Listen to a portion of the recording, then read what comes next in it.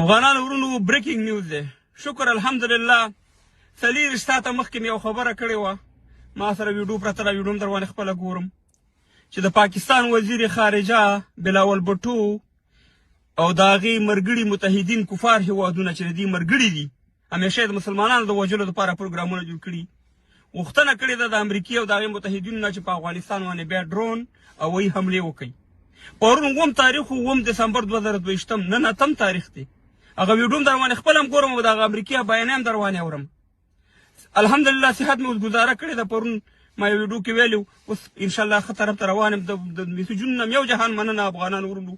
راځئ چې اول خپله ویډیو در باندې وګورم چې ما د پاکستان په وزیر خارجه په باره کې څه ویلي او بیا د امریکې بیان دننه پای کې راغی. و دا خبره موږ مجرم وایي د پوندو نه پېژنو. پاکستان موږ ته معلوم دی افغانانو ورونو. موږ په دې داسې نه چې موږ داسې ډېر قابل خلک یو، داسې ډېر پوه یو، خو موږ ته د دې ارادي هر څه معلومېږي چې دې همیشه د ډالر علي مسلمانان وژني او خپل ګاونډیان وژني، خپل هم وژني، پردي هم وژني. راځئ اول زما د هغه لږه شانې ویډیو وګورئ او بیا هغه د جیو نیوز بیان د امریکې هغه واورئ، بیا سره خبرې. افغانان دا واورئ ښه چې پاکستان 21 تاته وشو دا خبره ما کړې. پاکستان کې انتهایی حملې زیاتې شوي دي د ټي ټي پي مجاهدینو. 9 د دسمبر 2022 نن 8 د یو ورځ شوې ده. پاکستان وزیر خارجه دی نړیوال نه دا غوښتنه کړې تاسو به معلوماتو شیر کړئ چې په افغانستان باندې تاسې حملې وکړئ ځکه ته دهشتګردو اډې دي. ځکه دا خو چې د دې لږه د ډالرو په خبره بند شي وایي دهشتګرد دي.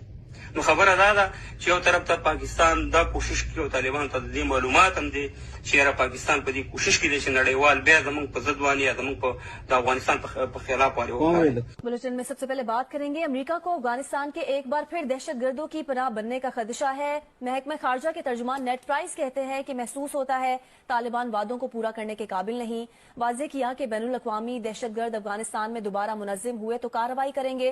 देखना है कि दहशतगर्द अफगानिस्तान को पाकिस्तान पर हमलों के लिए कहीं लॉन्च पैड के तौर पर इस्तेमाल न करें। खित्ते में शराकतदारों के साथ मिलकर काम करने के लिए पुरज़्म है, खतरात से निमटने के लिए जो हुआ करेंगे।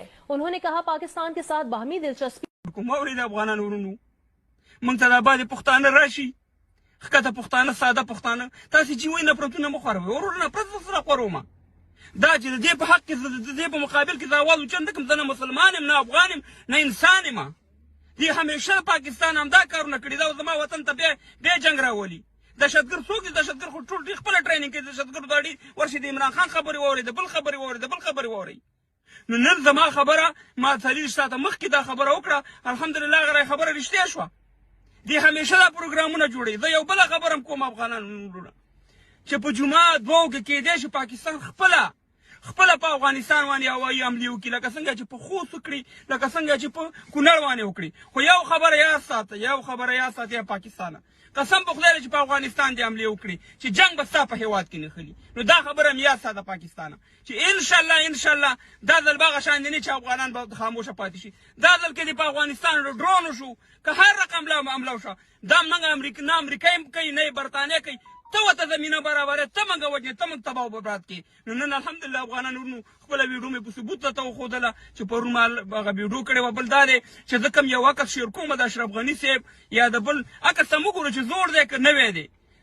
پرون نه بله رنده چې د اماراتو کې اشرف غني صاحب، کرزی صاحب او نور مشران راغونډ شوي، ملا یعقوب صاحب دې خامخا سره لیدل کړي دي. زموږ مقصد هغه دی. تاسې بعضې زما دوستان هسې ښه کمنټ لیکئ چې یاره دا دروغ وایي پاچا صاحب، دا دروغ دي، دا رښتیا نه دي. دا پرېږده، حقیقتونه ته یم که یقین نه راځي. اشرف غني صاحب څو ځل طالبانو سره په خپل وخت کې کتلي وو، کرزي صاحب څو ځل کتلي وو، خو مګر دلته په رسنیو کې دا شی نه و. په الله سپارمه نن زما خبره رښتیا شوه. د پاکستان په مقابل کې چې ما کمې خبرې کړي الحمدلله هغه به ټولې رښتیا کېږي. ستاسې نه یو جهان مننه. ویډیوګانې شیر کوئ او د صحت دوا راته کوئ چې ښه شمه همدغه شان دې رښتیا به وي. سپینې مه وایه که ژوند کوو، سپینې به وایو چې ژوند کوو. که مر راځي په دې ساعت باندې دې راشي اخر او کولي